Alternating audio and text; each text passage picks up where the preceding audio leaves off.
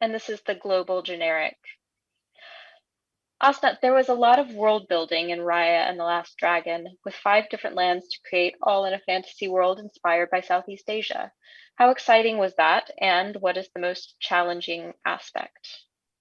Well, we got to create a movie with 5 different lands that feel like five movies that were designed, because in each one there's different outfits, there's different materials people can build from, there's different way of them relating to the dragon. So their sociology and who they are in relation to the dragon actually affects how the design is, and all of that with finding inspiration from so many varied cultures in Southeast Asia, and what are the underlying principles.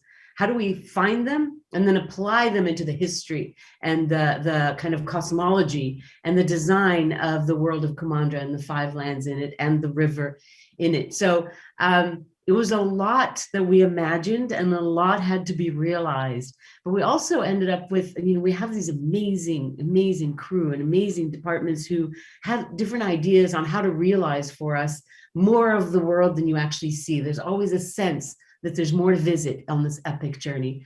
There were definitely technological challenges. There were all sorts of challenges to it, but it's the challenges that we all live for. We love them in order to create a world that's immersive as that.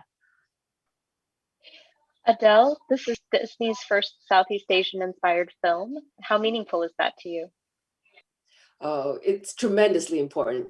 As someone who grew up in Southeast Asia and grew up on Disney animated feature movies, I never thought in my wildest dreams that I'd be part of not just an animated Disney feature, but also, being part of creating a character that was inspired by the cultures and the faces of Southeast Asia. I hope, the larger message that Raya is able to bring to kids from around the world, not just in Southeast Asia, is that, no matter what you look like or where you come from, that your story and your face is definitely worth celebrating. Osnat, how important were the contributions of the Southeast Asia Story Trust to the filmmaking process? When we first decided that we'd be telling a story about coming together, about looking around us, all of us, at the world and how divided it is, and how the divisions are so often used to separate rather than to come together, how important that was to us.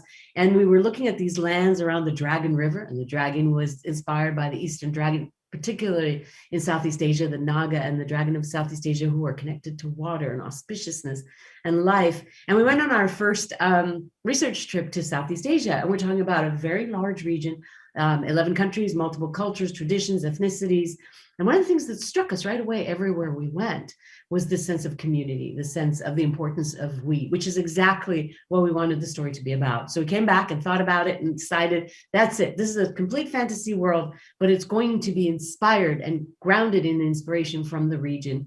So we started bringing on experts, and we brought on a wonderful cultural anthropologist, Dr. Runsak, who's worked with us throughout, who's Lao, but whose expertise is in visual representation of culture, of ritual throughout Southeast Asia. So you can imagine what a great resource he was for us. Archaeologist, gamelan master, dancer, textile experts. And organically, these people become what we end up calling the Southeast Asia Story Trust, because they're part of what keeps us both grounded and kind of connected, as well as always checking across the region. What does it mean? What are the commonalities? How do we hold the cultures in respect? And then, of course, key to it was also having quite a number of key members of the core creative storytelling team who are from the region, whether it's Kui, whose roots are Vietnamese culture, or Tai, our head of story, Fawn Versunthorn, and many, many others. So I think the key is that there are people within the telling of the story, including our trust and our key story members, who are from the region and who bring that in their DNA, in their everyday.